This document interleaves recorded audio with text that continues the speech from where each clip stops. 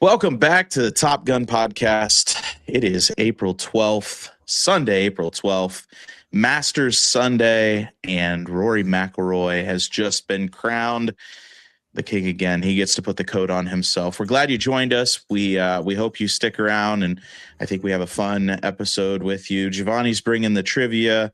We're going to talk some NFL. We're going to talk some NBA. We're going to talk some MLB. We'll talk around sports this week. And then we're going to wrap it up with a little bit of a mock draft. I know we got about a week or so before the official NFL draft, but we want to get something in and at least give you our opinions on some things with the Browns and across the league. We know we got a devout Detroit Lions fan and a devout Broncos fan here with us. And so we at least could give you our opinions from unbiased viewers and football fans. So we're glad you joined us. And without further ado, I'd like to introduce you to Giovanni Schefter. What's going on, everybody? At Ohio Sportscast, bringing the Cleveland fandom, most of the Cleveland fandom, I would say. Cooper and I, Coop Dog, we're pretty big Cleveland fans, but as far as it comes to NFL, some of them is casual. As far as it comes to the NFL, we've kind of sold out to some other teams, but we're casual. Yeah, Giovanni said it. I would say casual is a good description. So, yeah. Welcome back, boys. Big thing this week in sports was the Masters week. Golf is kicking off, and Rory McIlroy has donned the green jacket once again. Gets to wear it for another 365 days. Did you guys, I know you're not the big Masters fans. That would be probably once you get older in your lives, but did you catch any of it? Did you have it on in the background? That was pretty crazy. Crazy. Did you get your Sunday nap in? Kinda. Yeah, I did get a nice nap in today, but I'll tell you, throughout the what I really like about the Masters that they do really well is you can just watch it for free on the Masters website. And so, potentially throughout some days of the week in school, that's what I was going to say. I would say me and my good friend Carson Smith might have been watching the Masters, and maybe in study hall, maybe in class sometimes. But I think that when it comes to sports apps, I think the Masters has to be up there for sports apps. Not many other sports can you literally track you could track every single thing every single player does from here on out. It's pretty amazing. Yeah. So that is nice. I will agree with you there. Well, without further ado, we'll get into that a little bit, but what I do want to make mention is that we are going to do a mock draft, and these guys know football, they know ball. And Giovanni is our local regional Browns fan, and so he's going to bring us some opinions on the Browns, and the other two of us will give our non-professional opinion here, but it's not about sounding confident. Wait, it's about being right. It's about sounding confident. Yeah, not about being right. Anyway, so we'll get into that a little bit later, but we're going to go around sports this week. So go ahead, Giovanni. Giovanni usually kicks us off. Go ahead. All right, so the first one I got cleared for takeoff. Giovanni's Ohio Sportscast fantasy team. I had 4 home runs last night. Oh, that's pretty good. Say, I gotta pull mine up right now, honestly. You're down by 4th place, I think. Oh, all right. Yikes. Yeah. It's pretty crazy. Cleared for takeoff, I got Charlotte Hornets is finally back in the playoffs after 10 plus years, or was it 5 years or something? I don't know, but they're back. Yeah. And I was gonna say, I was watching a video, or just like some clips coming on my feed, and it's like just you look at the season highlights for them, and they're just one of the most like crazy teams to watch. I saw a clip of LaMelo Ball getting stepped on by Jalen Duren, going for a layup, and then just instead of going and taking a layup, just running out to the 3-point line and shooting. I saw that. Just it. The whole team has gone crazy. And Colin Knipple's on another level. Yeah. He is. he's definitely surpassing expectation. I mean, I did not expect him to be an MVP talk, or Rookie of the Year talk at least. So that one was interesting. Yeah. Grounded, I got Gabriel Arias is out 4 to 8 weeks with an injury. Grounded right there. Yeah. Grounded, I got. Did you saw that Columbus Aviators head coach Ted Ginn Jr. was arrested hours before the game? I did see that. And then I saw he had to post an apology. It was just crazy. The weirdest part to me was everyone in the comments was like, and obviously I understand to an extent, but like everyone in the comments was super supportive of him and like, nah, you're good, man. Keep your head up. You didn't do anything. And it's like, well, hold on now. He just got arrested for a DWI. He definitely did. Thank you, Morrison. Thank you for that. DWI. Yeah, for a DWI. Keep going. We can't just be like brushing this under the bed, like just because. And obviously, yeah, he's a Panthers great and Ohio State legend, but yeah, I just not cool, bro. Like it's just not cool. Right. Yeah, I did see that, and that's definitely grounded. Yeah. Grounded, I got Terry Rozier is finally off the Miami Heat. I did see that. I saw that he was released. I did not know that he was on the Miami Heat still. There you go. Yeah. Grounded, I got the Mike Vrabel and Diana Rossini shenanigans. Did you guys saw that? I'll be interested to see what does come of that. I have no idea what is going on there, and I'd like to think I saw that Mike Vrabel will not be on the Patriots training camp or something. No, for the mandatory. Well, I just hope that everything comes out clean. Yeah. Because both people have families, and I just hope that it was a misunderstanding. Yeah, I just looked it up, and it said Mike Vrabel's not going to do any of the preseason press conferences. So, yeah. What's going on there? Clear for takeoff. I got Victor Wembanyama is eligible for the end of season awards. Yeah, I saw that. I mean, that's kind of been a big deal. This whole season with the 65 game minimum, and you got players that are coming super close. Like Luka, who we said ended his season with 64 games played for the Lakers, and it's like, and now he just is not eligible for that award.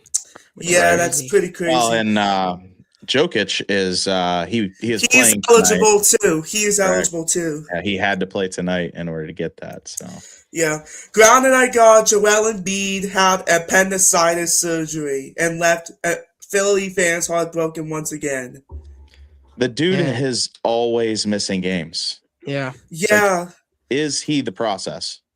He is not. I mean, how many years has that been going on? 10? Maybe even 11? When did Embiid get drafted? 2014, I think. 12 years? Yeah. So it's been going on for almost a decade. I mean, we're still trusting this process. Yeah, that's pretty tough for him. I think I got a cleared for takeoff here, I think. Did you saw that Derek White could be the first player ever to have 100+ dunks than Alex Shaw, Brooke Lopez, Bam Adebayo, Jalen Duren, and Isaiah Stewart in a season? I did not see that. Did he assist to them? Is that what you're saying? I meant blocks, my bad. Oh, okay. The blocks, yeah. Oh, wow. I was going to say dunks, Derek White. Derek White and dunks don't really ring. But blocks, he's one of the best blocking guards in the league. He has good court awareness. Yeah. Absolutely. Yep. Grounded, I got. Did you guys saw the Toronto Blue Jays have multiple injuries to start the year and we're not even 3 weeks in? I know that there are some teams that are really struggling right now. And also, they got to get Tarek Skubal out for the Tigers. They are not leading in the Central right now.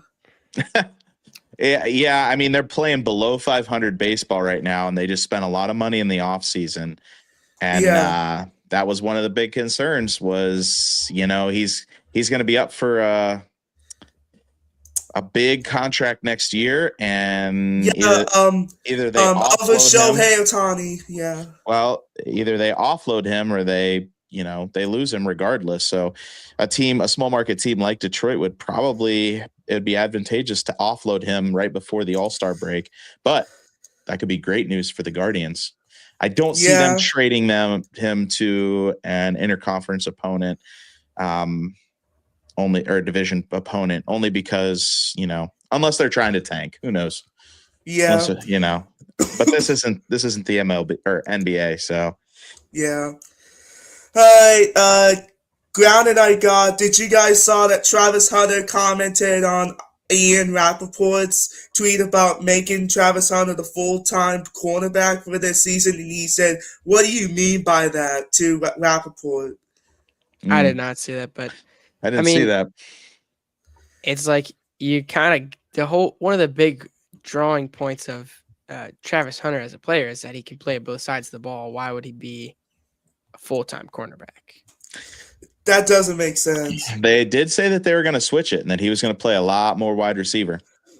Or sorry, a lot more cornerback than he is wide receiver. Yeah, guaranteed. So I got a sports sad moment. Phil Garner, the former Phillies legend, Astros legend, unfortunately passes away last night. He made a first ever World Series appearance in 2005, and he managed the Milwaukee Brewers and the Detroit Tigers. Not familiar. Yeah. All right, clear for takeoff. I got Shohei Ohtani hits 2 home runs in a row last night, I think. It'd be scary if he was on your Dingers Only fantasy baseball team. Yeah, that would be crazy. Yeah. Grounded, I got George Springer's injury. That might have backfired from last season.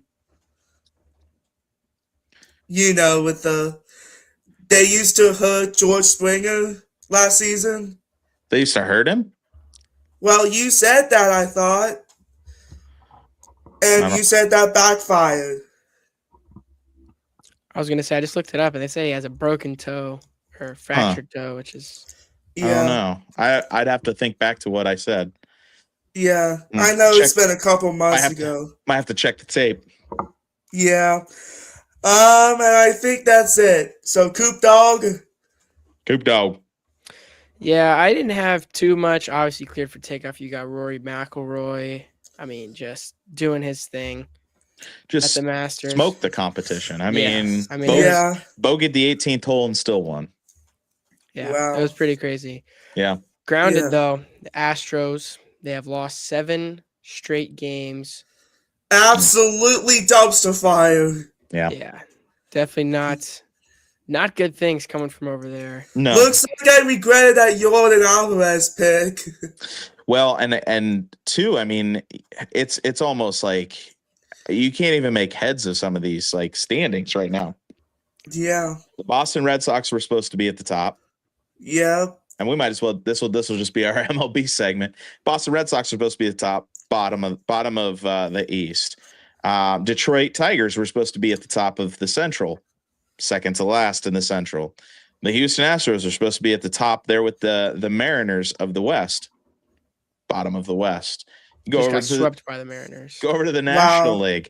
You got the Mets, who have just an astronomical paycheck coming out, bottom of the East. You go to the Central. The Cubs were the favorites coming out between them and the Brewers. The Brewers and the Cubs, 2 last places.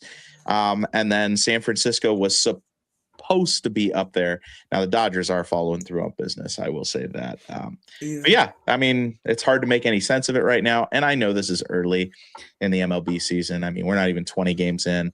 And so, pitching's still getting figured out. Lineups are still getting figured out. But, it's a sign of things to come. And I mean, the Guardians, they win with the power of friendship. That's yeah. it. Yeah, You get beat with the power of friendship. Yeah. So yeah, it's incredible watching the Guardians right now, and then we'll get into the Guardians, but Yeah, we'll get into that later. yeah, and it's crazy because, I mean, every year in baseball, it's the same thing. As soon as the year starts, everything gets flipped on its head, and everything's crazy. I always watch how I keep up on baseball is Baseball Doesn't Exist. If you guys are familiar with him, he's a YouTuber, and he posts like basically once a week, and it's just like, this season is every year we get the same. This season is the craziest season we've ever seen at the beginning of the year, and it's like I feel like that's always just how it is. Well, and then the other one, consistency, is Dodgers are always good. Yeah. Dodgers are always good. Yeah. You have any more? Yeah, I had some more. Okay. For again, I'll doing Track. my track and field work where someone who I'm sure maybe you guys are familiar with, but the Australian under-20 sprinter Gout just broke the under 20 200 record, 19.67 seconds. I know, 6'7", right? But yeah, he took down. I mean, it was I don't know how long it had been there, but I mean, it was Arian Knighton, who was a sprinter. He was one of the best under 20 runners that we'd ever seen. And the kid from Australia, he made it happen earlier in the year. They said he was sick. He had the flu at one of his meets, and he came out at the Australian under 20 games and turned into Michael Jordan once again. Yeah, he turned into Michael Jordan and he broke the under 20 record. And then there's this kid who I don't know why I'm blanking on his name right now, but he's a sophomore. Not him. Dylan Mitchell from Texas. This kid is 16 years old, and we were I think I may have, not Dylan Mitchell. Yeah, I think it was him. But anyways, he ran under 10 seconds earlier this week, which is just absolutely ridiculous for a high school. Ridiculous. We were talking about some other crazy times, I think, last week, but that just crazy there. Yeah, absolutely crazy. I mean, yeah, few crazy things in track and field. Yeah. Obviously, we're gonna see a lot more once we get into the meat and potatoes of the season, because we're still only really starting right now. That's all I had. I figured Morrison would have some good things. I know. Yeah, big Masters fill in fan. some gaps. Wow. I'm a casual there too, because I can't claim that I'm great at golf. I love golf. I love watching golf. And like I said, the Masters is just one of those things where it's almost like especially for education, it's like a kickoff to the summer. Yeah. We're in middle of April, you go through your testing, you go through the end of the year stuff, and then that's it. I mean, so like the Masters is like light at the end of the tunnel kind of thing for us, is like, that's still in the education world. You guys as students, me as a teacher.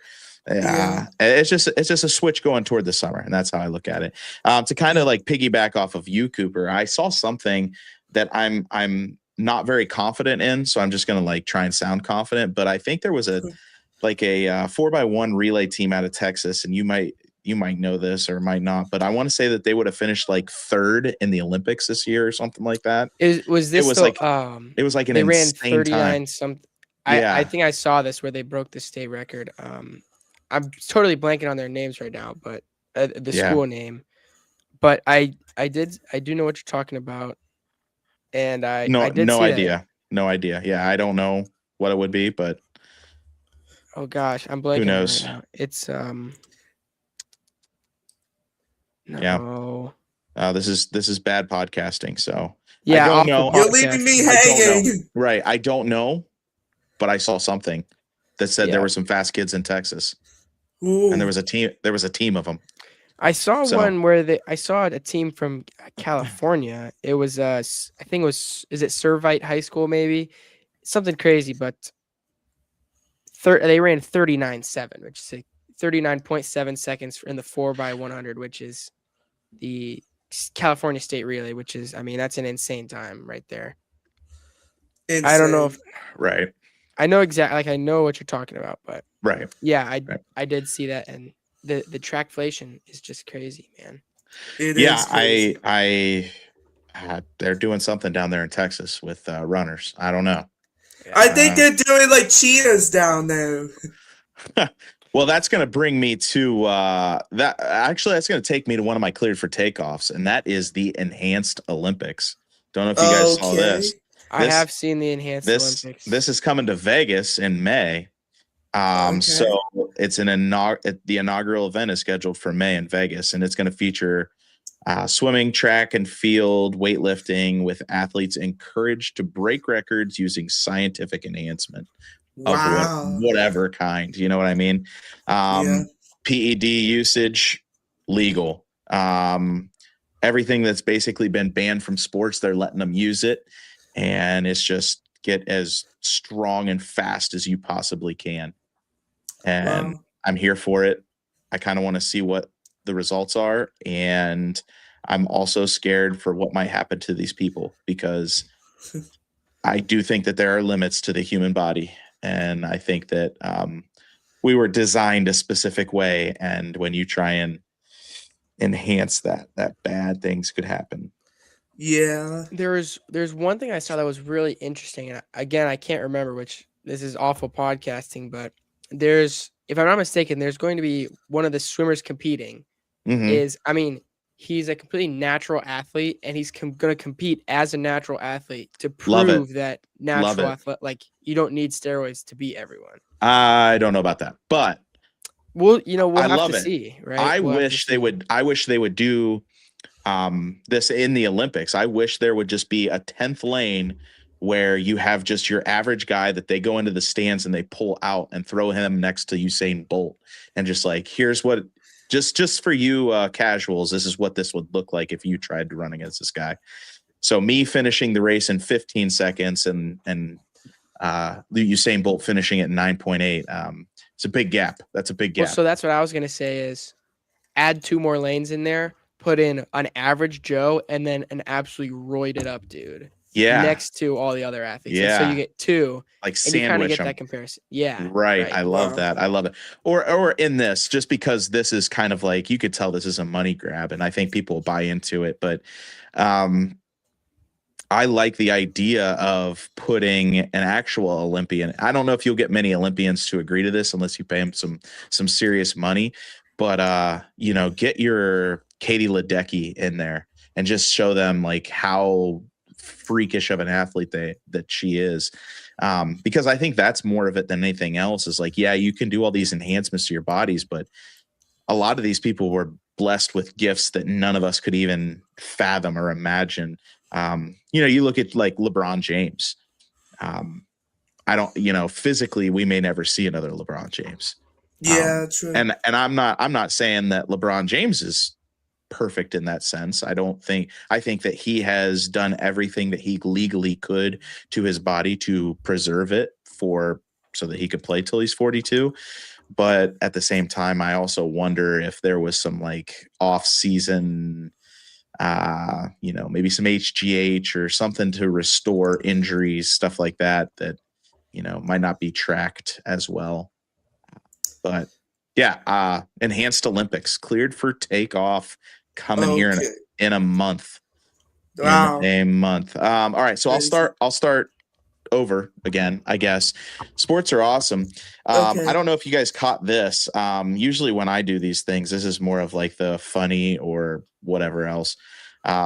Sports are awesome. Did you catch at the Orioles game, they had the national champion whistler do the national anthem? I did see that. That was so cool. Impeccable. I did not see that. Impeccable. Amazing. It was pretty awesome, actually. So that was, didn't miss a beat. The O's have a little thing where they say, "Oh," at,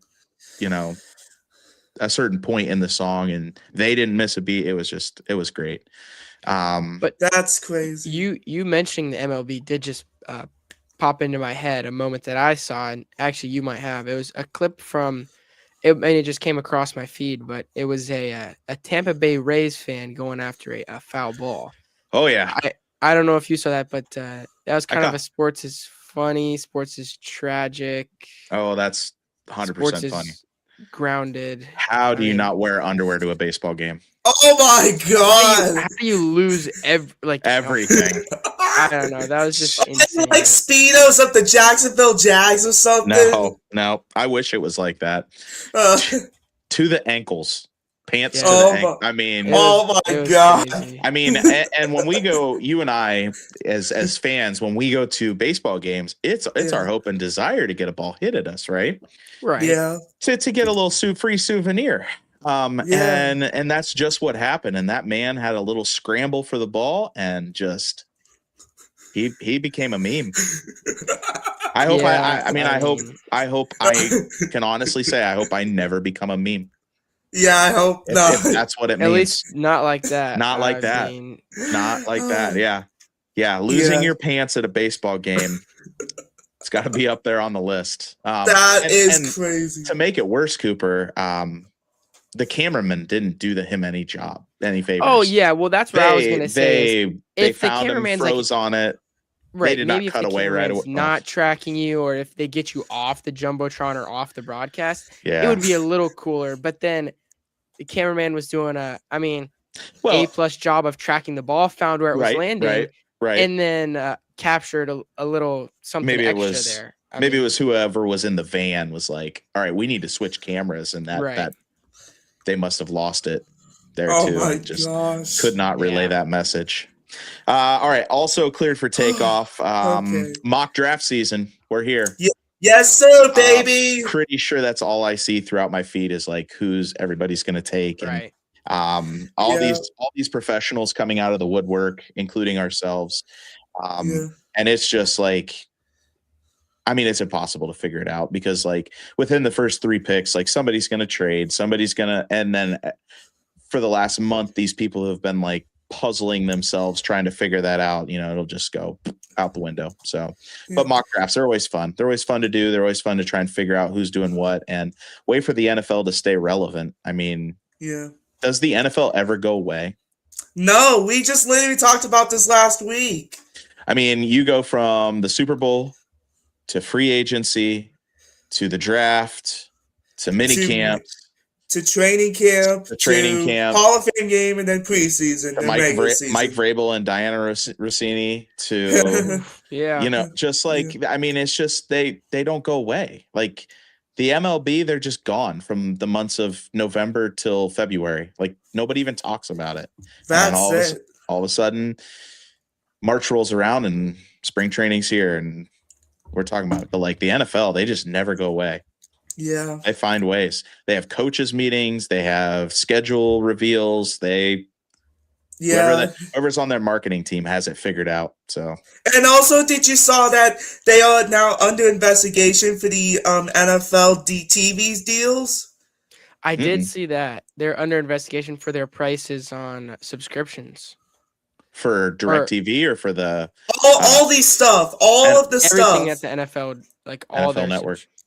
Well, because they have it on so many different things, I think is why Gotcha. it's becoming a problem. Gotcha. Yeah, And they're different. Yeah. Okay. I gotcha. yeah. All right. Also cleared for takeoff. We got the Buckeyes basketball. Justin Pippen signing with the Buckeyes. Transfer portal Crazy. is open. Yeah. Here's I mean, now that Michigan has kind of changed the landscape, are we going to start to see these big alumni based schools start to take over basketball? Because it used to be the blue bloods. And then you'd mix in your Gonzagas, your The Dukes. your Seton Hall every once in a while, your Villanova, your these like I don't want to call, they're not blue bloods, but at the same time, they always show up in the basketball world. They don't have the money. So are we going to start to see Michigans, Ohio States, Miamis, Texases, like these Indiana's. big schools with big alumni bases? NIL might be changing the way we kind of view basketball in a sense of who's kind of taken over. What do you think, Coop? Yeah, I mean, it's just the whole thing is crazy. I mean, you see always the committed graphics of people going, like, picking what school they're going to, and you see skits about it, and it's super real. Just the NIL taking over not just college basketball. I mean, collegiate sports in general. Like you saw Bryce Underwood when he signed to Michigan. What his NIL bonus was? It was like millions, literally. Right. And Yeah. I think that, yeah, I'm totally with you in that these big powerhouse schools with gigantic alumni bases, that they are going to be able to provide more for I mean, what the kids, what they want to play for, because it's college isn't, you're not playing 4 years of college. You might play 1 or 2, but you're going to play for 2 different schools. I saw, man, who was it? Someone, some collegiate player. It was like, Yaxel Lindeborg played for, like, There you go. this is like his Yep. 3rd or 4th school. Well, and And that's the thing is, transfers, NILs, red shirt, it's a totally different landscape now. and I've seen too where it's like I've seen a lot of people say that Michigan, all their quotes that they've had recently about the, like, no one thought we could do it, and like, no, everybody thought you could do it. I mean, you're the you're 5 of the best players in basketball right now. All 5 of their starters were transfers. They had Right. never played for Michigan before. Correct. And yeah, it's I mean, I can't blame them. And here's the thing is, like, yes, I don't like Michigan. I don't like anything about Michigan. Me too, Bo. But did they play the game correctly? With an answer is- asterisk. The answer is yes, they played the game correctly, but I don't know.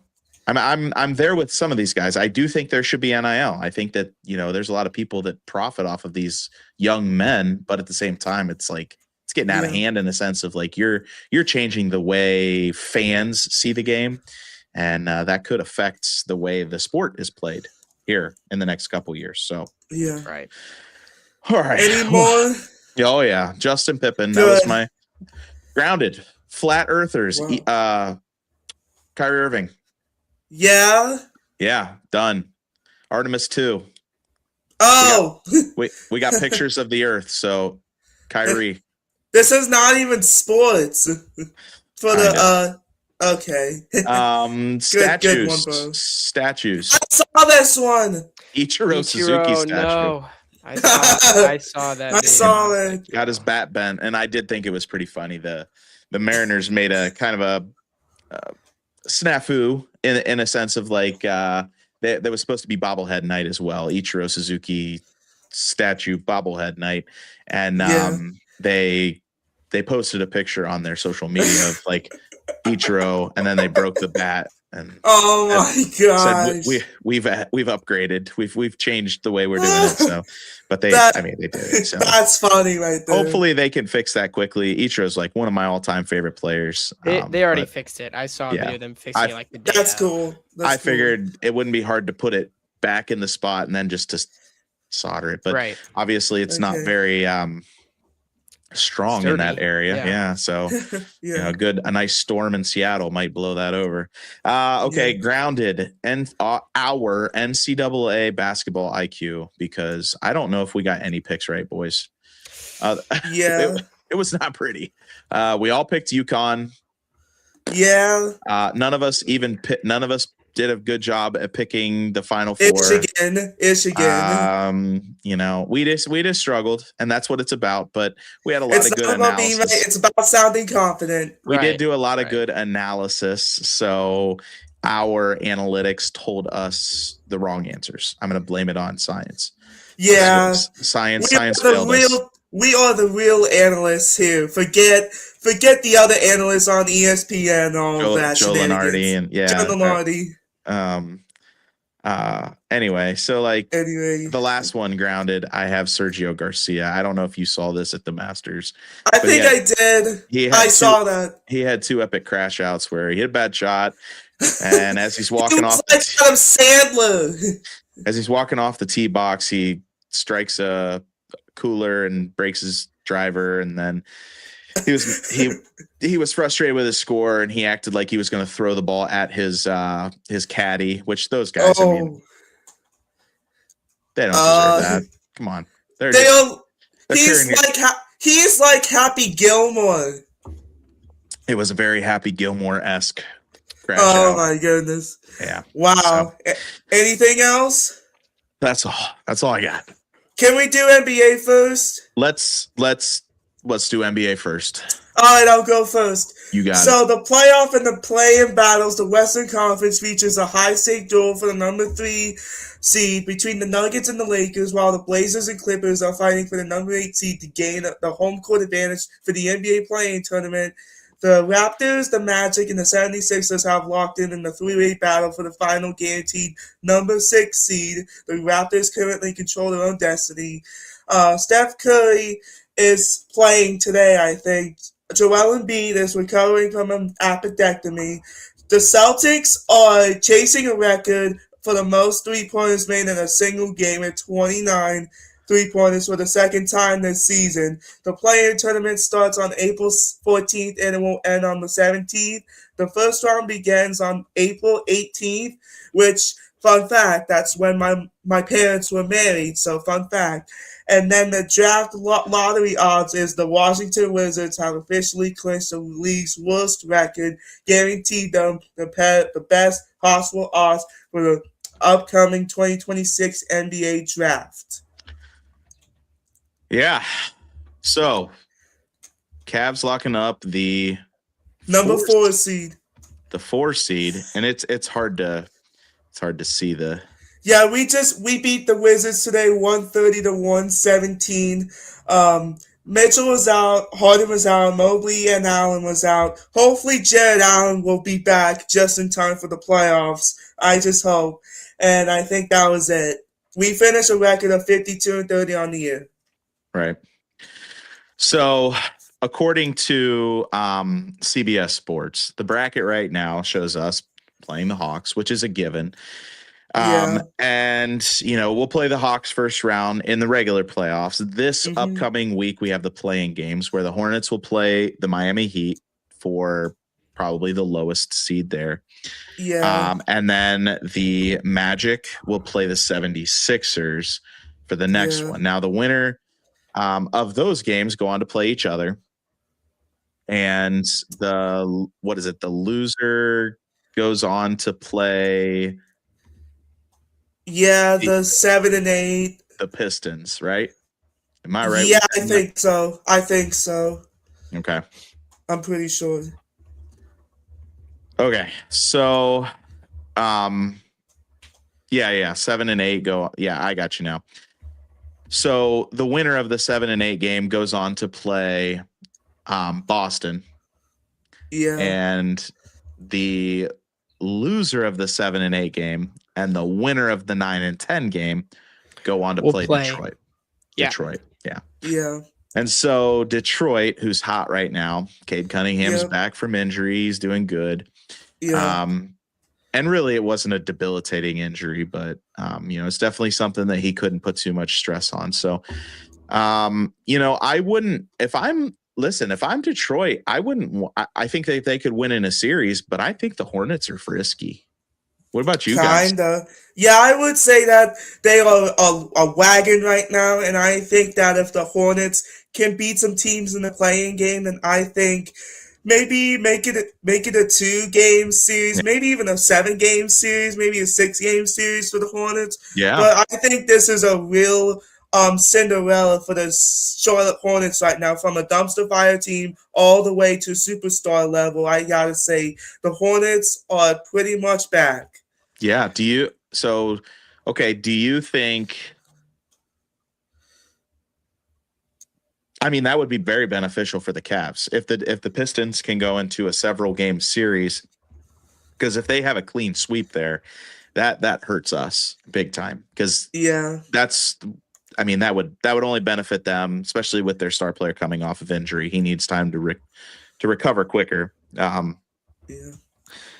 But I don't know. Who do you think Okay, so let's look at it this way. Who do you think is probably coming out of the 7-8 matchup between the Magic and the 76ers? I gotta say the Orlando Magic because Joel Embiid is out.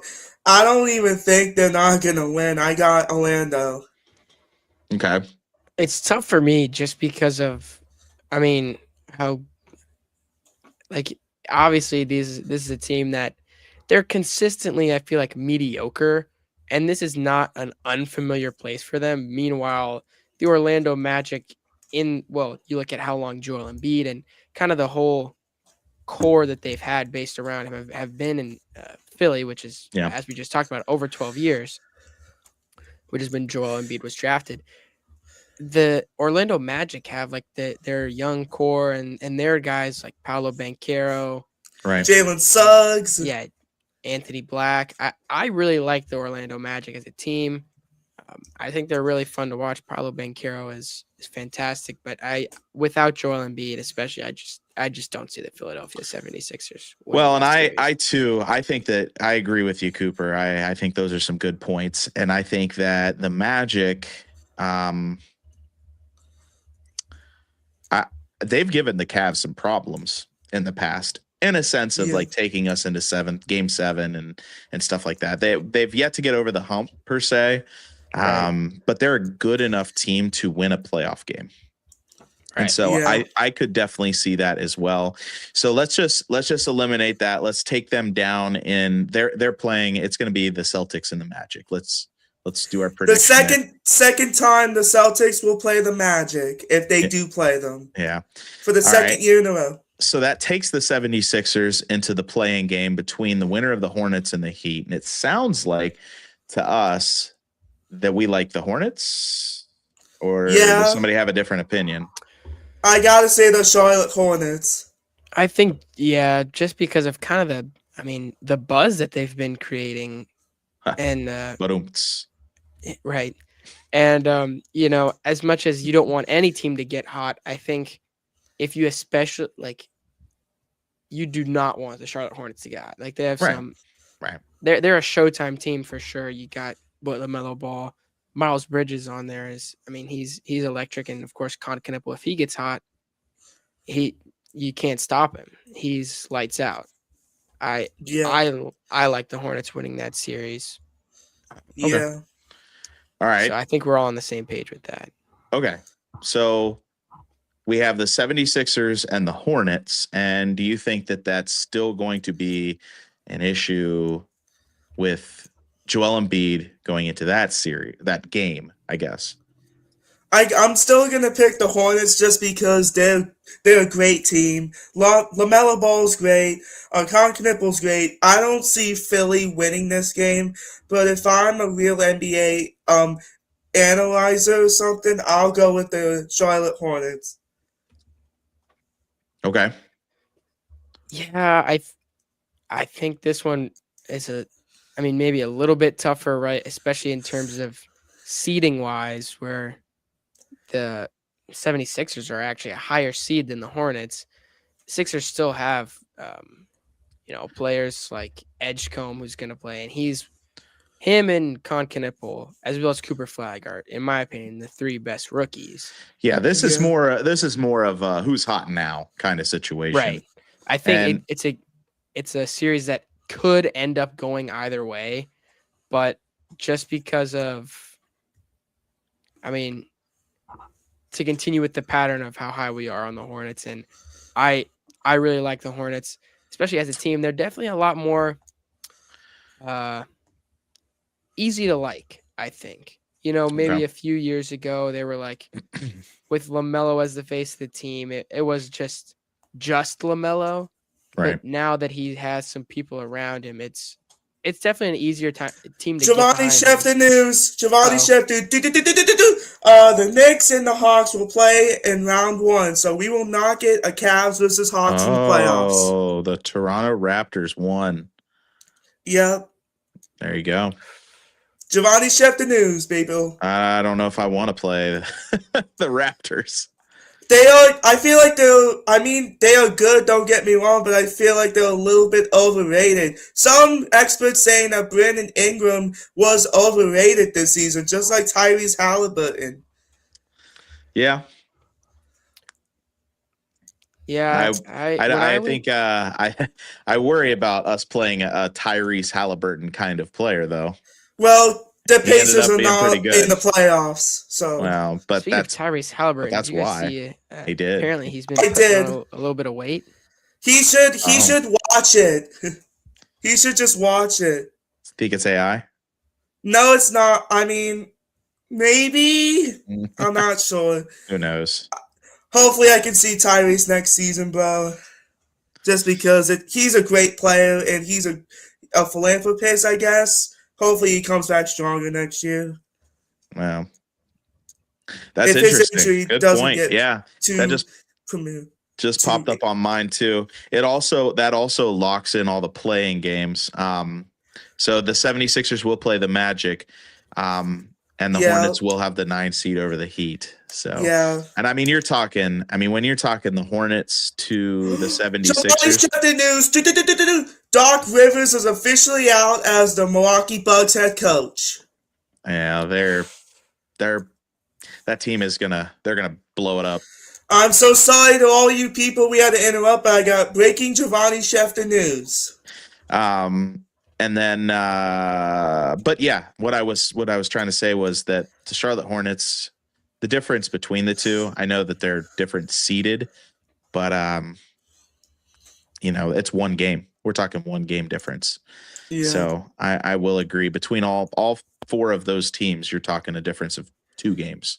Yep. And they're playing games. So yeah, the final game has been crazy, boys. Okay, so what we are in agreement with then is that we are going to see the Hornets go on to play Detroit is our prediction. That the Magic will go on to play the Celtics. That is our prediction. That's for the East. Our hope is that the Hornets can do some damage in Detroit and that we can handle business with Toronto. Because, well, now this graphic is no good because it has us playing the Hawks. Yep. All good. It's all good, though. That was yesterday's bracket. Yeah, I know. Anyway, okay. Yeah, well, and I will say, as much as I'm primarily a Detroit football fan, I have really come to enjoy watching Detroit basketball as well. I absolutely love Cade Cunningham. That was my team last year in the playoffs. I was rooting for them, like, absolutely every step of the way. Like, yeah, love the Cavs, but I obviously with the Pistons, I want them to be able to make it happen against whoever that opponent may be and who we are predicting is going to be the Hornets. The biggest plus going into that game, obviously, is that the Hornets are probably going to be a little bit tired because they just had to play 2 games and then they're jumping straight into they had to get after it. Right. Yeah. But that also gives them a little bit of time to settle into playoff rhythm and figure things out in their rotation or whatever they need to figure out. So right. It could go both ways, but I'm just excited to get out of this, when the season is kind of dwindling down and it's not really fun to watch because you get like 1 or 2 good games every week because the best teams are resting their best players for the playoffs and the worst teams are tanking. And so it's not as entertaining. So it's definitely we have reached playoff basketball. I know that we have already discussed it, but it's definitely an issue. Yeah. There's a problem in the NBA and it probably needs addressed. Yeah, we already talked about that weeks ago, though. Yeah. Okay, so we're not going to get too far into the West. Once I think that it would be best for us being mostly East fans living in the East, Cavs and Detroit Pistons fans. We'll get into that once we figure out the play-in winners and what the official playoffs look like. That'll be kind of fun to talk a little bit about. So we'll do that then. All right. Sound good? Sounds good. Who's winning MVP?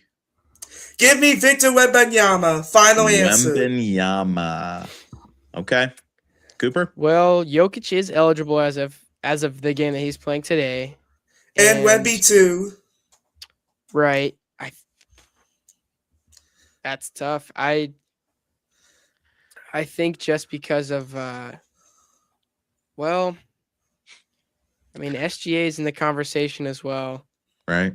I think just because of voter fatigue, where like the last 4 years have just been Jokic and SGA, they might go to Wemby. I mean, Wemby's having a fantastic season on both sides of the ball, like just doing his thing. So I think they'll go to Wemby for the MVP. Yeah. Okay.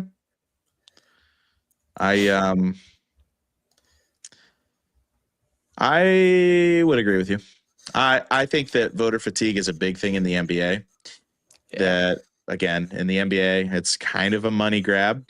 You hate to say it, but I would also say that they want to spread around the wealth, and the Spurs are looking good.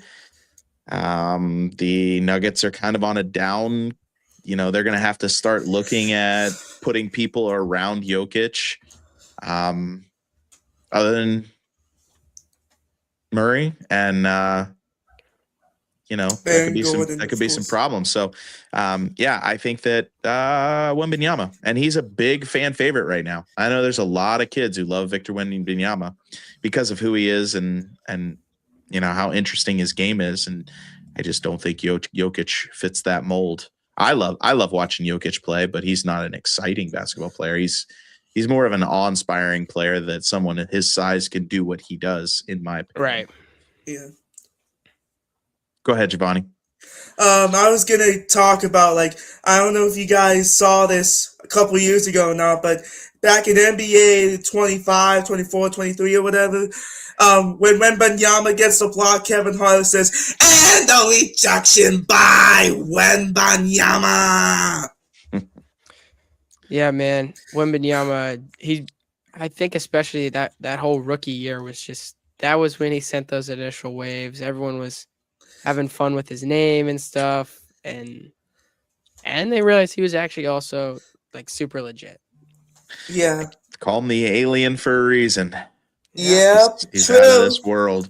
True. All right, Giovanni, do you have any NFL news for us? NFL up, I think so. I already talked about the Diana Rossini and the Mike Vrabel shenanigans, but let me pull it up on here for anyone on the chat.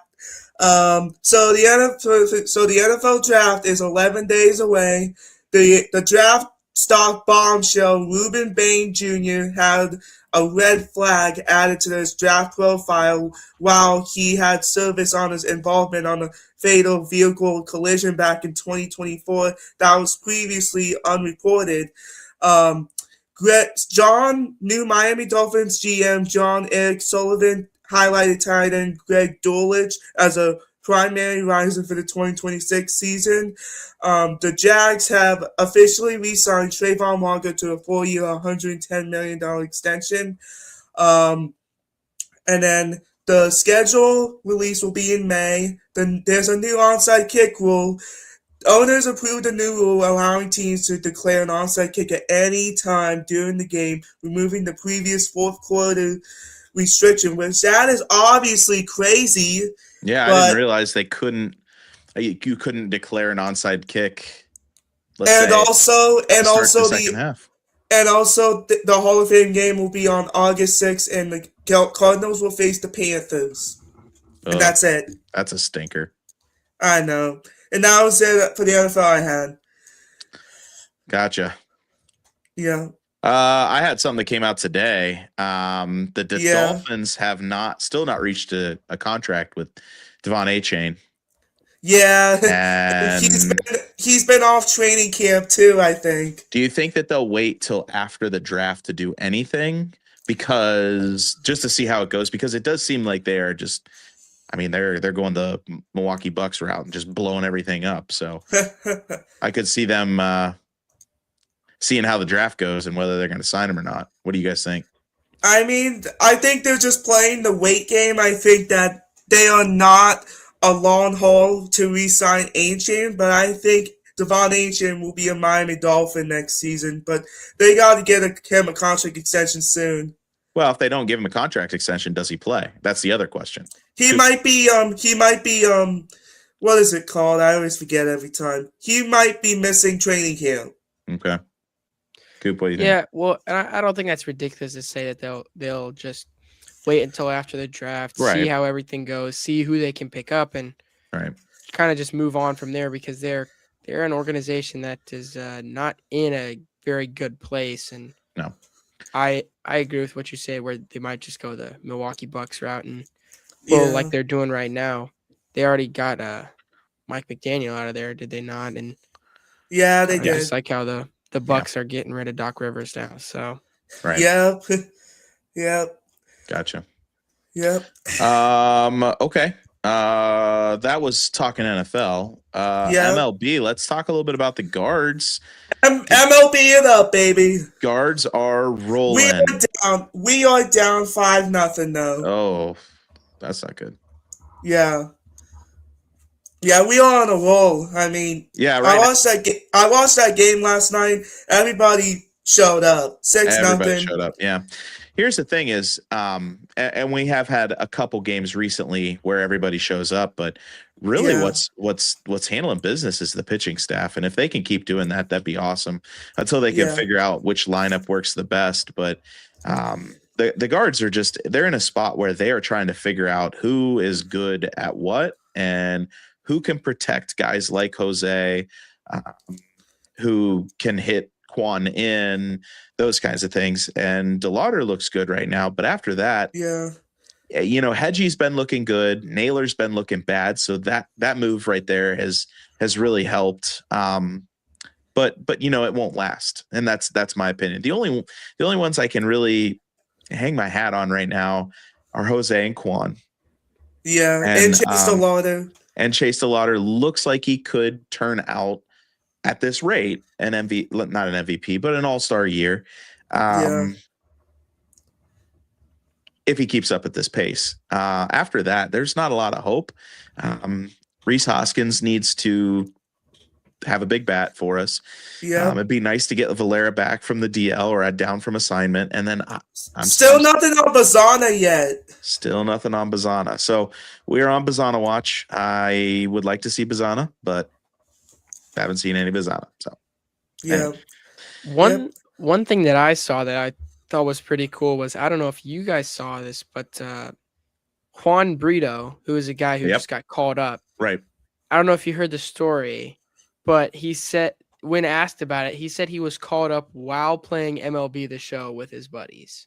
Really? And then he got the call and they said, "Yo, you're coming into the majors." And then he came in and he balled out. So balled out. Had a great game. What, 4 for 4 with a home run, didn't he? He might have had 2. Had a grand slam. I know that. So he balled out. And that helps. That kind of stuff helps. And that's where when I say they're trying to figure out the lineup, it's like you got these guys who are good. They show flashes of being really good, and they're just trying to figure out where they fit. Now, obviously, Kwan is a great leadoff batter. Jose is a great 3-hole. I think Jose could be a great maybe 2-hole hitter if we could find a 3-hole or a 4-hole. But that's a completely different level of baseball, and you got to have big bats in the lineup and bats that can protect those guys. And right now we don't have that. So they're winning, and that's what guards do. And they win with the power of friendship, and they're all having fun and they're all doing well. And it's fun to watch. It's being a Cleveland Guardians fan it's one of the most rewarding things. Now, are you probably going to get disappointed in the second round of the playoffs? Yeah. Yes. But it's a fun ride. It's a fun ride. It is. It makes for a great summer, and you just hope they figure something out before that point gets there. So that's what we're hoping on. We're less than 20 games in. Not going to get too excited. Not going to get too down on things that we're not doing well, like hitting. I know that some guys could really turn out. But I also know that if we don't get things managed and get some of those guys in places they need to be, it could get ugly quick. Because the pitching's been doing it. They've been doing it for a while, but at the same time, it could fizzle away really, really quickly. So let's just hope. We're one injury away from being a below 500 team quick. So we got to figure some stuff out there. So anyway, that's talking guards. Jose Ramirez, 1,620 games for the Guardians. I just mentioned it last week too. Yep. He stands alone at the top for the Guardians. Yep. Frankie didn't stay for that record.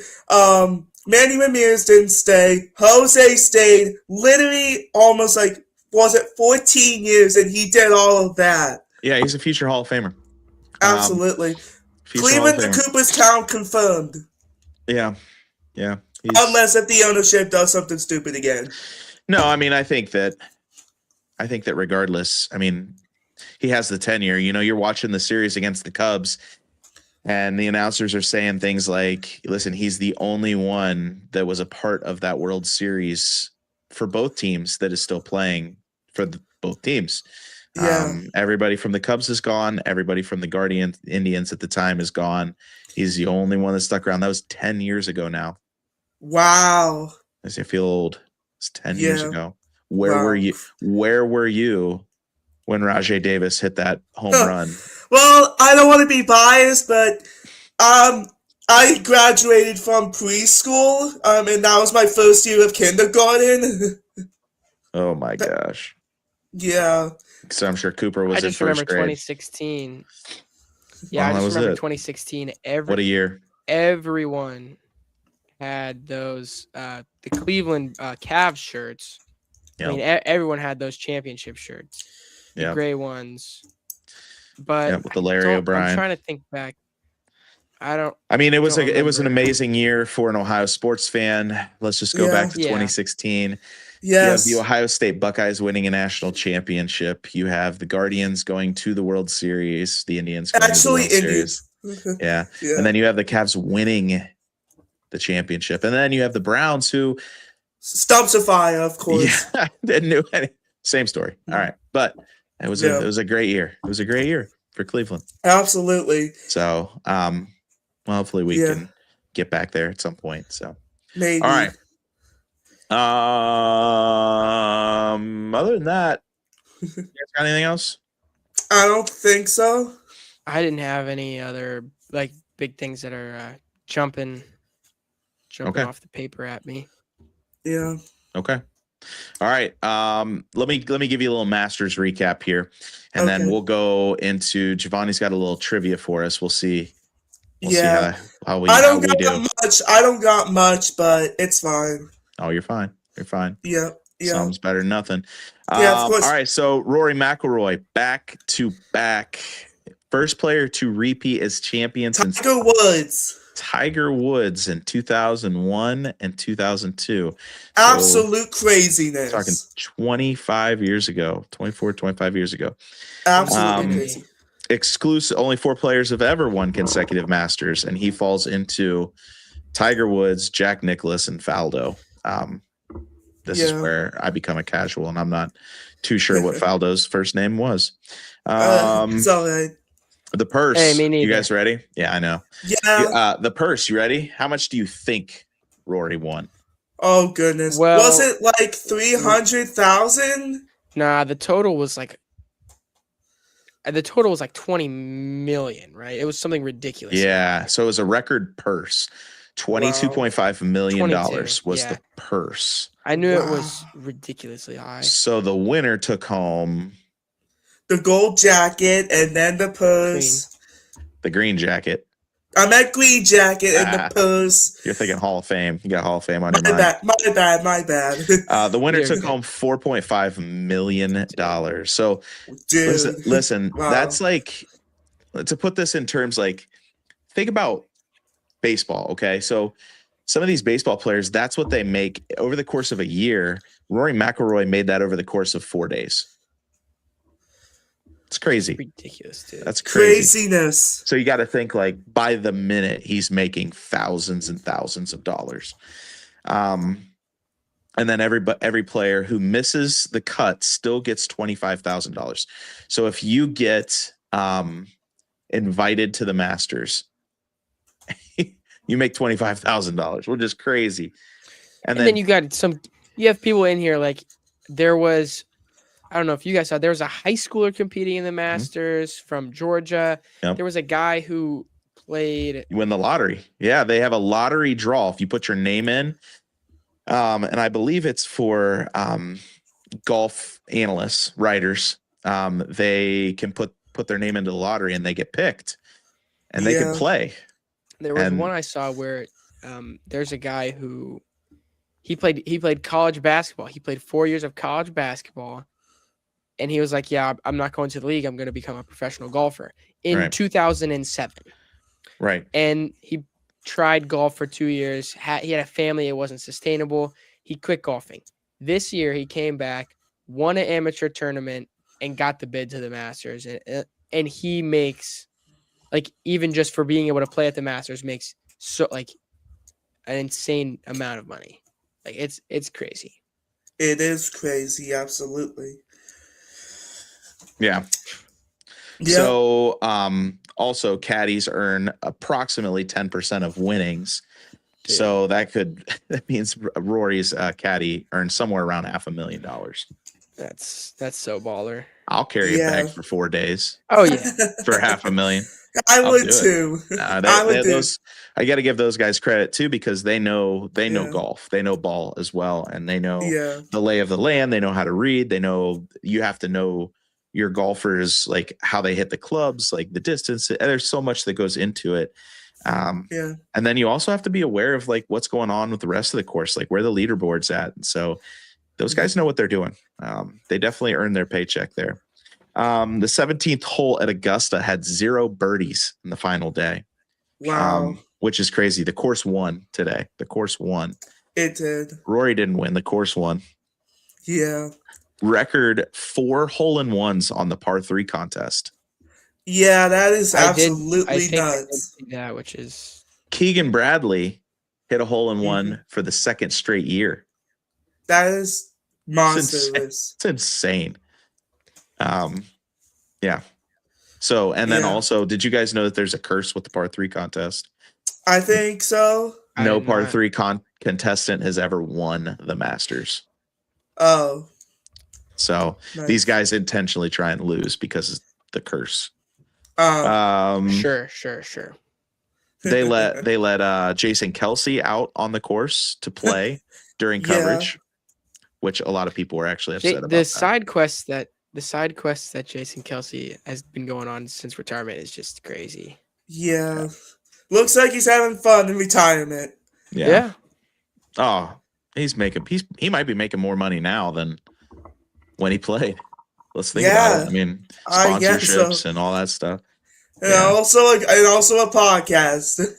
All right. Oh, one of the highest rated sports podcasts out there. Yeah. Anyways. Yeah. All right. So that brings us to Giovanni's trivia. Let's get that over here. Okay. All right. Don't cheat. By Giovanni Schefter. There we go. All right, Giovanni. Oh, Masters. Who holds the record for the most tournament wins?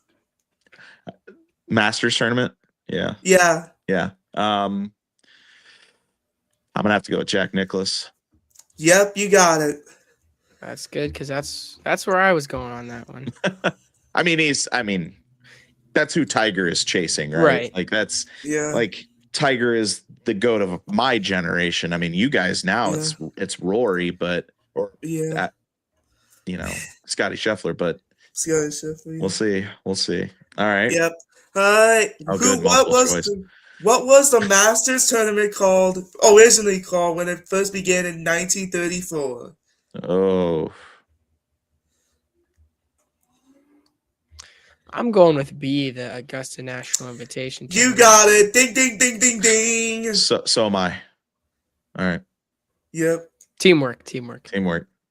Who is the only player to have ever finished all 4 rounds of a single Masters tournament scores in the 60s? All 4 rounds in the 60s. I'm pretty sure Tiger hit like a crazy score, one of them.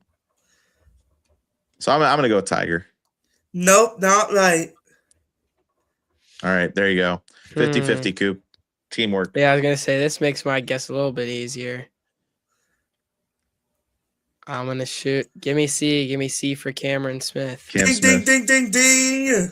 Wow, got me. Which Yeah, I legendary totally knew golfer won the most recent Masters title to finally complete his career Grand Slam? Rory. Got it.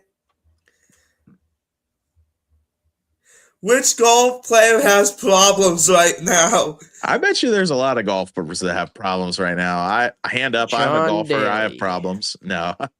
Yeah. Well, I mean, Tiger Woods has some Yeah. pretty big problems Yeah, right now. you got it. You got it. John Daly, I keep- think he just like falls under that all the I way. keep on Yeah. seeing videos of people making AI videos and they're saying, guys, when is Tiger gonna show up to the Masters? And then the AI have a car drive Just on the course, and I'm like, an Escalade ramp over a sand trap. Yeah.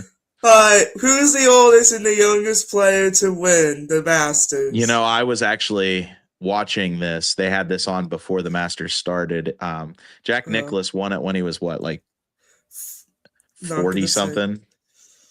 Youngest. Good guess. Yeah. He's like it won it in 89, I believe. But yeah, I think you're youngest, I right. think, was Tiger, wasn't it? I said When he Tiger. won- would've Yep, been the you got him youngest. right. You got him right.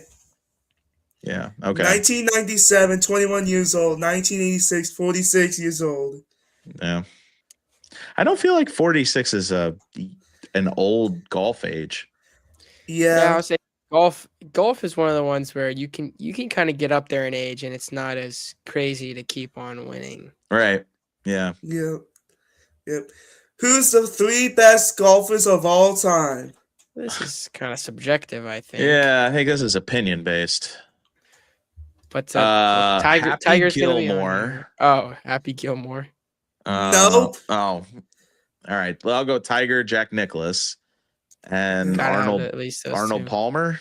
Yep, you got it. I mean, are we talking most majors? I would assume. Oh, Sure.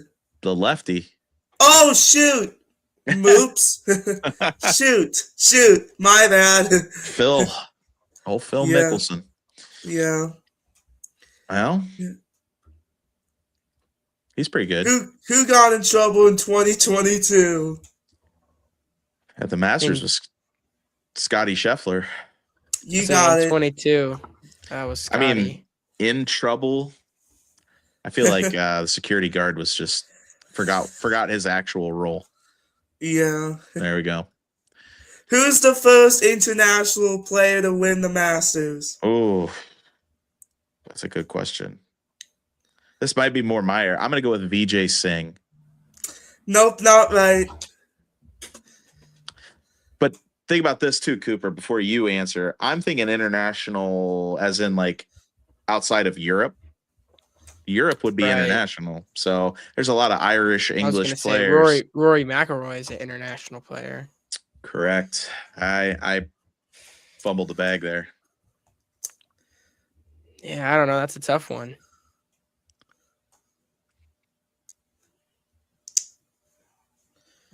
What's the answer, Giovanni? Do you have any more? Gary Player? Yep, you got it. Hmm. And that was it. Well, there you go. And if you don't know, Yeah. now you know. You dig? Yeah. Yeah. Well, that was helpful for me because I knew some of them, but Now if some it of the others, you know. now if Yeah. you need to know, you know. Yeah. Yep. I This have one. been seeing lots of videos though, Yeah. about the Masters, and they're like fun facts about Augusta National, and they're like, oh well, you're not allowed to call them fans yet or spectators. They have to be called Patrons. patrons. Yeah. You're Absolutely. not allowed to wear your hat backwards at the No. course. You're Yeah. not allowed to have chairs that have arms. Ooh, No holes in your Reese pants. Hoskins just hit Yeah. a home run. There you go, Reese. See, I was just saying. Yeah. Oh, but it's 9-1 now. Oof. That is, yeah, it's not looking good. No bueno. Yep. All right. NFL mock draft. All right. Let me make sure we got it all covered.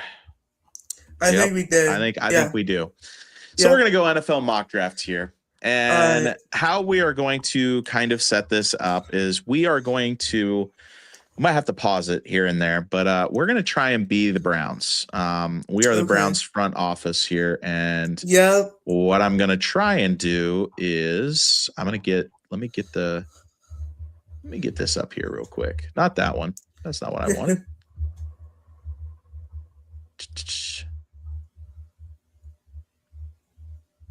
Let's try this one. There we are. There we are. Okay. Can you guys see that all right? Yep, I can. Okay, so I'm going to have to scoot in a little bit, but scoot in. Buckle up. Okay, so here's how this is going to work. We're using draftlabs.ai/simulate. And credit to them. I kind of looked around to see what we would do the best, and I thought they had a great product for what we wanted to do at a minimal rate. And I thought, what if we do the first, what do we think? 5 rounds, 4 rounds? Let's do 4 rounds. 4 rounds is good. Let's do 4 rounds, normal speed. We're going to be the Browns, okay? So we're going to simulate as the Cleveland Browns this time, and we're going to kind of speculate if we see something pop up, or when we hit our spot, we'll kind of talk about who needs what. I'm sure we will spend way more time in the first round than anywhere else. The Browns having 2 picks in the first round, maybe more. And so if you are currently watching live, what I will do is we got a little poll here as well. We'll see if we can I drag that over? Maybe. I don't think you can. I think I can just drag Cooper over. So yeah. What do you think the Browns will do? Are we going Carnell Tate, a wide receiver from Ohio State? Caden Proctor, offensive tackle. Spencer Fano, offensive tackle, Utah. Caden Proctor's from Alabama. We go on another player. Okay, leave that in the comments. Or do we trade it away? You trade away the pick. Do you think that? Oh, there we go. I can pick which corner I want to put it in. Okay. Let's go bottom right. Let's do that. Okay. Or do we trade it away? And maybe we see something, like the Dolphins come up and they want to jump up higher and take Caleb Downs, defensive player, something like that, and they think they won't have a shot at him. Yeah. Maybe get 3 first-round picks, maybe something like that. You know what I'm saying? Mm-hmm. Or you plan for next year, and you talk about maybe trading a pick with the Jets, because they are loaded with picks this year and next year. So that's always a possibility, guys. That's always a possibility. Yeah. All right. Let's go. Let's do it. All right. Number 6. All right. Okay. I'm gonna hit pause for a second. Let's see who has gone off the board here. So you guys who are viewing at home, you look over to the right of the screen there. You'll see. Let me move the little thing here. Let's hide that. Just hide it for a second. You'll see on the right side of the board who has gone and where the Browns are at and who is available. It seems like Fernando Mendoza has gone first overall to the Las Vegas Raiders. Who would have thunk? Crazy. I know. Crazy. Just wild. And that has been the prediction all along. Yeah, I don't see them going away from that. And we're all kind of crazy if we think they are bookmark it. Fernando Mendoza taken first pick, first round. 1-1. Next, the Jets take Arvil Reese. Now, throughout the entire year, Arvil Reese was said to be the number 1 player coming out of college football in terms of just all around most impactful player coming directly out of the draft. Fernando Mendoza is obviously a franchise quarterback type of player, and you need one of those more than you need an Arvil Reese. So that's why Fernando Mendoza is going first. But it does not, again, surprise me that Ohio State edge rusher Arvil Reese would go second overall. That would be a huge pickup for them. Third, to the Arizona Cardinals, Francis Mauigoa. I'm sure I pronounced that wrong, but offensive tackle, and then Jeremiah Love. And this one has, I don't know if you guys have seen it or been watching it, but this one's almost penciled in as well. What do you think? Have you seen that? Yeah, I've been watching that. Yeah, they basically said this one's a lock. That unless someone else jumps on him, which they don't think they will, that Jeremiah Love is going to Tennessee 4th overall. And with good reason. I mean, he's a great, you got a young quarterback who didn't have a running back last year. And he is the future of your franchise, not Jeremiah Love, but Cam Ward. And they're trying to give him weapons around him to take the pressure off him. So I could definitely see Jeremiah Love and what all the professionals are saying going with that. Next, another Buckeye off the board, Sonny Styles, who had an amazing combine and pro day, setting some records for linebackers as far as his 40 time. And so I could definitely also see that the Giants just bolstering that defense. What do you guys think? Yes? Agree? Yeah. You see anything that you think, in your opinion, may change on draft day? Well, I gotta say that if we do take Cornell Tate, I think he could be a good wide receiver. That's all I have. Yeah. Yeah, I would say I agree with a lot of the draft order so far. I mean, you look at New York, a team that Dexter Lawrence just said he wanted out of, right?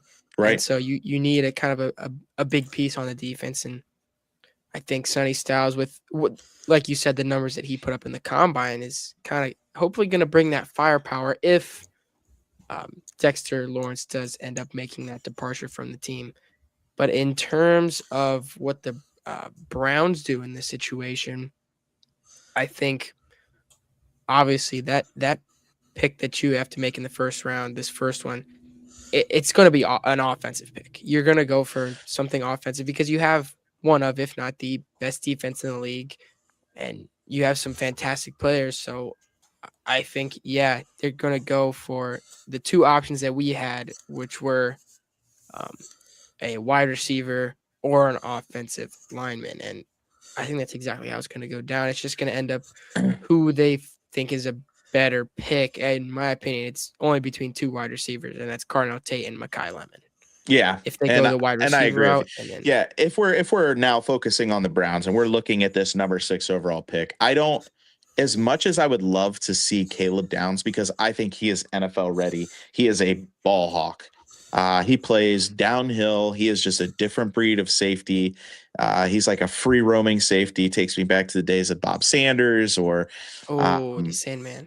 The Sandman, maybe some Ed Reed. He's not as much of a ball hawk in a sense of like interceptions, but right, he's going to mess up some run games, I think, or some of this new style offense where you swing the ball out on a little bubble screen, right or left. He's the guy who's kind of reading that stuff, and we saw it at Ohio State. He just blew all that up. Now we are probably being, I personally am probably being very biased. Caleb Downs was one of my favorite players to watch in his 2 years at Ohio State. But with that being said, I think that you have to look at the Browns and the crucialness of this number 6 pick in who's going to be an immediate starter. Okay. This pick has to be an immediate starter for us. And then it also has to be a way to help what they already have. And I think you're right, Cooper. It's got to be an offensive player. And I think that our biggest weakness right now with the Browns is that wide receiver position, that there's not a lot there. Do we have some holes on the offensive line? Absolutely. But I think the more glaring issue at this moment is going to be the wide receiver position and just the downfalls they've had there. So if you guys agree. I do agree. Carnell Tate? Yeah. Yep. Okay. Let's draft Carnell Tate. All right. And let's resume. Okay.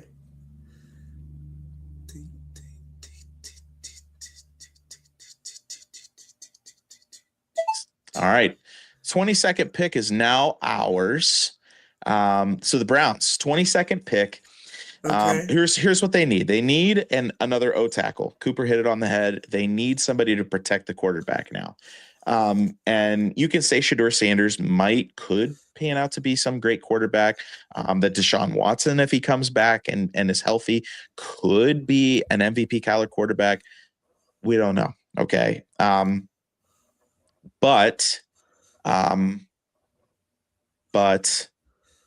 we got to protect them, right? Yeah. Okay, so let's take a peek at what's come off the board. At least what they've predicted. Mansour Delaney Yeah. went to Washington. The Mekhi Lemon went to Kansas City. What were your thoughts on that? Them getting another great wide receiver. That Yeah, would that be offense. nuts. That would be nuts. Especially another little fast, skinny dude like Xavier Worthy. I mean, Yeah. they're Xavier just Worthy, trying to Tyreek load Hill, load up Patrick Mahomes with some weapons. Yeah. Yeah. Yeah. Caleb Downs snuck down to 10th, but picked up. I mean, I really thought that he would go before that, and we might see some come draft day. We might see some trading for him. Right. But Cincinnati, I love this pick. He played at Ohio State, so he's got a fan base there. This is going to be a hometown kind of pick, even though he's not from Ohio. But they need defensive help in the worst way. Yeah. Yeah, especially after losing Trey Hendrickson. Yeah. Miami did not want to trade with us. Ruben Bain. A lot of people are high on him right now. He's another one that's going way up there. Arms are short, apparently. That's a big thing. His arms are too short. I did see that.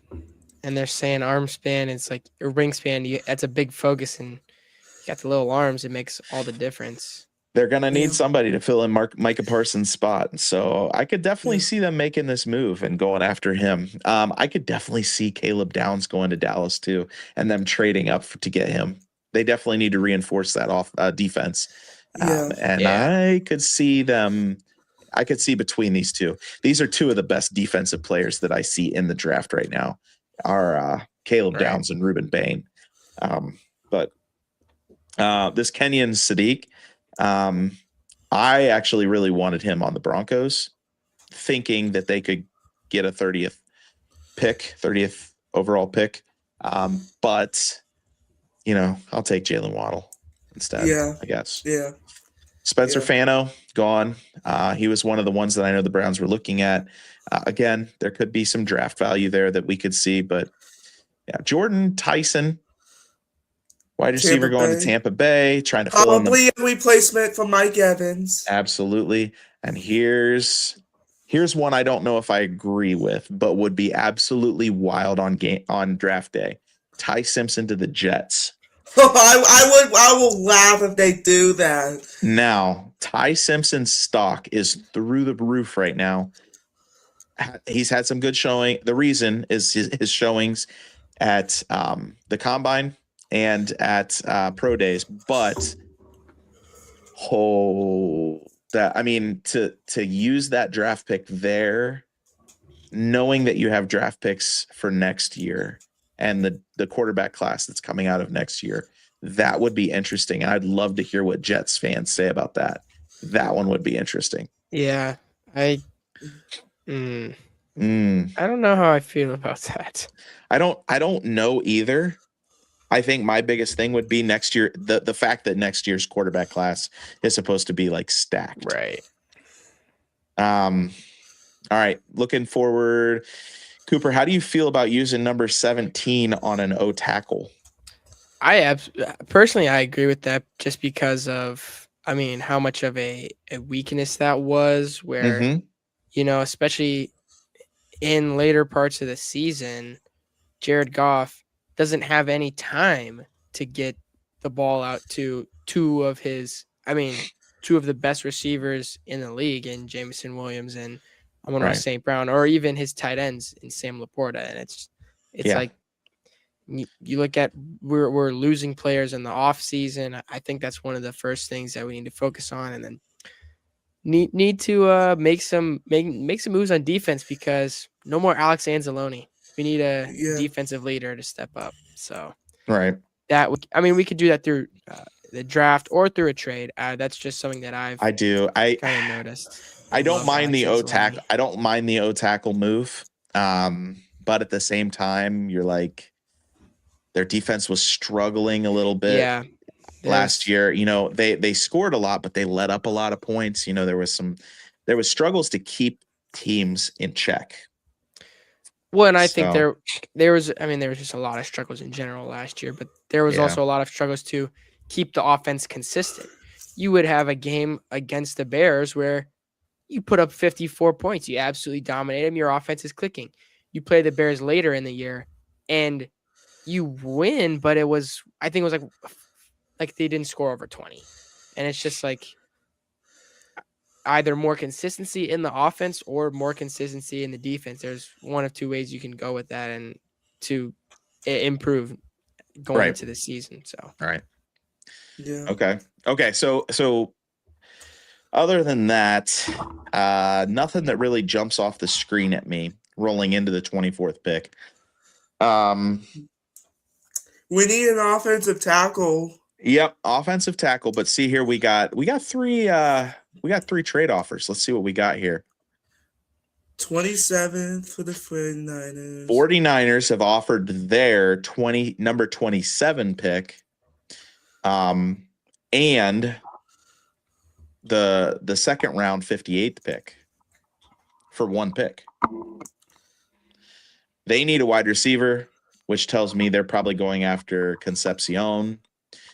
The Houston Texans have offered their 28th pick, which is just one below, but then also the 38th pick in the second round. And Kansas City wants to give us their 29th pick and 40th pick. The 29th overall pick and the 40th overall pick. Right. Right now, I mean, oof. Okay, so let's go back real quick. Do you see? Let's look at O linemen. Okay. O tackles. We have Caden Proctor, who is high on a lot of people's boards right now for the Browns. That's who they think they're going to go after. And then also, but when we look at this, I don't think any of those guys need it. And then you also have to look at who's going to be in front of us. But if we trade away to go to, let's say, the 28th pick, and that's where we might run into issues is losing out on a big pick. I don't know, Giovanni. If Houston called you right now and said, we'll give you 2 picks within the top 40 for the 24th pick, one being the 28th, what would you say? I would say no, because you know what happened to Houston to us a couple times, so I would say no. Oh, so you're blackballing them. Yeah. Oof. That has some great value, Giovanni. I was going to say the value there, I mean, I was looking at the point system, whatever they're using to score like these trades. Yeah. It seems like just on paper it would be a big win, but that's obviously hinging on whether or not someone makes that pick down to Caden Proctor or any other offensive tackles. But let's think about it. You get trade one pick for 2 picks. You instantly get 2 more chances at any 2 offensive tackles still on the board. You're looking at 3 picks inside the first 40 players off the board. Right. And I think that I mean, when you look at the top 40 players taken off, you're talking about instant starters. Right. Like this is some extreme star power here coming this early in the draft, and you have a huge chance to, I mean, add an extra player onto your roster, an extra star rookie. Giovanni, as an unbiased supporter of the Browns, can I talk you into making this trade?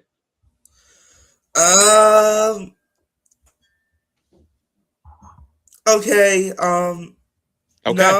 No. Yes. No. No. Yes. No. No. So you want Caden Proctor? Yeah, I do. Okay. Yeah. Decline. We're declining all of them. You could Get him you out. have to do them all. Get him out of here. Uh-huh. All right. Giovanni wants Yeah. Caden Proctor Yeah. drafted. The best O-line in the draft. Well, I don't know about the Kinda. best. I think Fano was pretty far up there. All right. Nobody wants to trade with us now. All right. We got the 39th pick. Could have had the 38th and the 39th pick, but here we are. All right. Giving you a hard time. All right. Let's go back to the all. Okay. So what the professionals are telling us is we need somebody to support Shedeur Sanders, that Dylan Gabriel not working out. We could go to the free agency pool and always do that. So don't think that we have to pick a quarterback. And then we also have Deshaun Watson, who might actually play football this year. Right. Do we go more offensive weapons? We don't need another running back. We don't need. I feel like we need another O lineman though. You want to stick with O-line? I was also thinking like linebacker or edge rusher. Only because I saw that JOK was back in the facility that one time. Okay. All right. Well, that would be huge. That'd be huge. Between him and Carson Schlesinger next season, if JOK does play, woo-wee! Well, I will say this, Giovanni. There is not a quarterback on this board who excites me. So let's just get that out of there. Mm-hmm. Let's no quarterback. Yeah, we don't need Carson back. Let's look at the wide receivers. Yeah. I have heard a lot of buzz about Chris Bell. He is good. Okay. He is good. But for his value, I don't think that that's very good either. So let's go O tackles. Okay. Okay. We got another O tackle who was supposed to go pretty high. He's projected to go at this spot. Okay. Inside O lineman. So your guards. Yeah, we don't have anybody really of value right now. And then I would say just linebacker, maybe linebackers or edge rushers are our two here. Jacob Rodriguez didn't even got selected yet.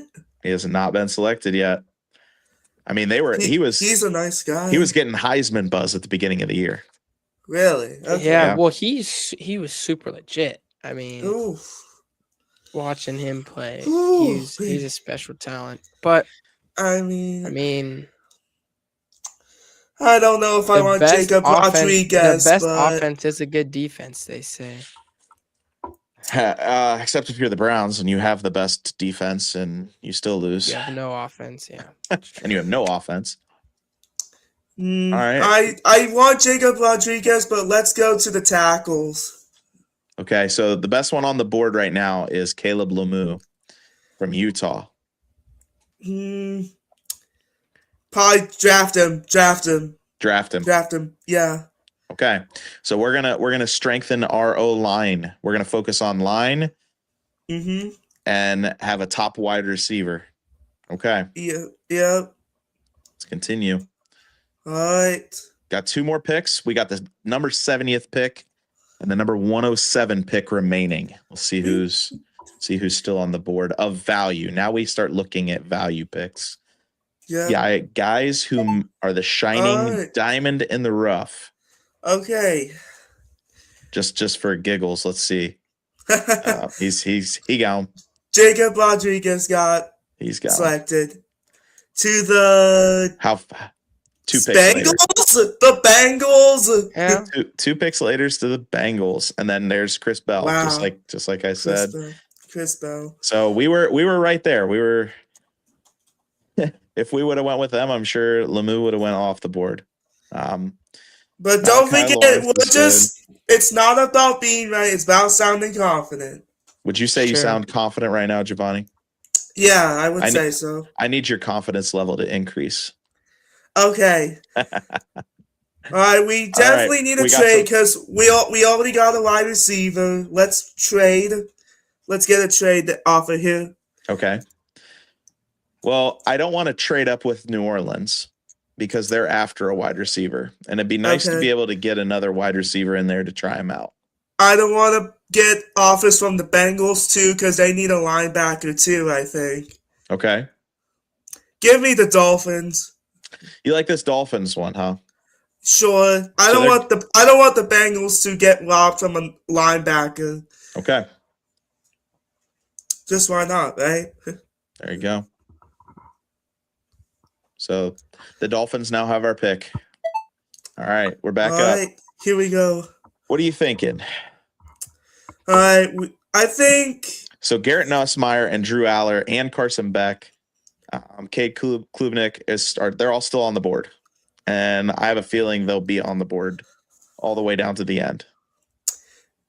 So let me look at the wide receiver position again. Deion Burks, who was pretty good, and Malachi Fields, who was Give also me Malachi Fields. Why not?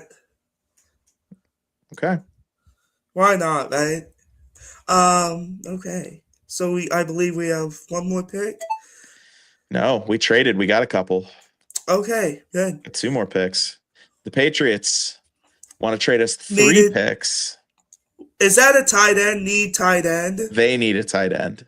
Okay. So they want to trade up, and let's see who they're going I don't- after. Max Clare Max from Ohio State. Clare? They want to draft probably Max Clare from Ohio State. We have a good tight end. We have good running backs. We have a good wide receiver in this mock draft. You know, but we're losing a tight end. You know that, right? I mean, we have held Fannin. We do, but we're used to a 2 tight end system. Give me Max Clare. Why not? Well, I don't want to talk you out of it, but because Todd Monken isn't the same coach, so I know. you gotta know. think that too. Now they did run a 2 tight end system in Baltimore as well with Isaiah Yeah. Likely and Mark Andrews. Mm-hmm. So so here's the question. Do you want Max Clare? Because they're taking him, obviously. Or Yeah. would you I rather? want Max Clare. I want Max Clare. It's a good Buckeye answer right there. Final offer. All right. When we have one more pick after this, One more pick. One more 107. pick. I think we should look to the quarterbacks. If Drew Aller is still on the board, he's an Ohio native. Okay, he's not. But He's not on the Drew- board. Diego Pavia is still not selected. Do you want Diego Pavia? I don't I want don't him. want him. I don't want him. Well, let's take a little look gangster here. dude. He seems like a headache. Okay, Yeah. so Garrett Nussmeier was actually taken right before Aller we went to the Rams. Drew Aller went to the Rams. Okay, up here to the Rams. Garrett Yeah. Nussmeier went to Pittsburgh. Yeah. That one would be interesting. Yeah. And then Carson Beck went to Arizona. Also interesting. See, I literally just mentioned it last week. Now, I mean, Cade Klubnik did not do very well. You got Luke Altmaier, who did okay. Oh, I don't know. I don't want a quarterback though. They don't even have kickers on here. That's embarrassing. we Come don't on need now. we don't need a kicker, bro. Give me another O lineman, maybe. 3 O linemen. Sure. Let me look at the O lineman thing. Cage Casey is the next highest. Draft him. Final offer. It's between him and Brian Parker, the second from Duke. Okay. Give me Cage Casey. Cage is a great name for an O lineman. Yep.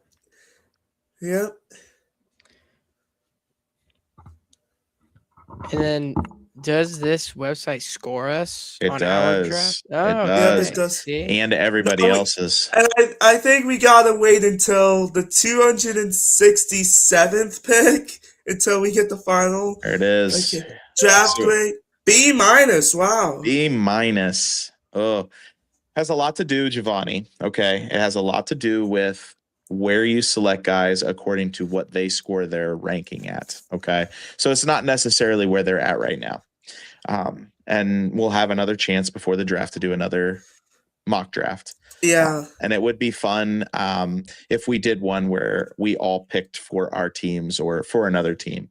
Yeah. And kind of went through it that way, which was what we might do. I think what I'll do is I'll invite you into it. But Okay. as far as us, our highest value was Max Clare. So yeah. good job.